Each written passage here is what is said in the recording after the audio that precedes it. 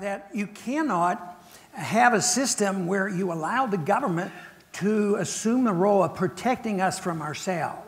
That's very important, because then they can protect us for all kinds of reasons, spiritual, intellectual, and physical, and drugs, and everything. They cannot protect us from ourselves, and we should be able to defend that. But the same way in economics is, if liberty is to produce a better society, we have to realize that liberty means that it applies in economic policy too, because all of a sudden if you say, well, no, that's where we need government force because we don't want anybody to fall through the cracks, and that's a cave-in, because the system we have is terrible for the poor. They're always falling through the cracks. The rich get bailed out, the poor lose their job, they lose their mortgages, and the entitlement system is evil. And guess who runs it? The very wealthy. They make the money, and they get the bailouts, and we have to be able to produce, argue that case so you have a populist appeal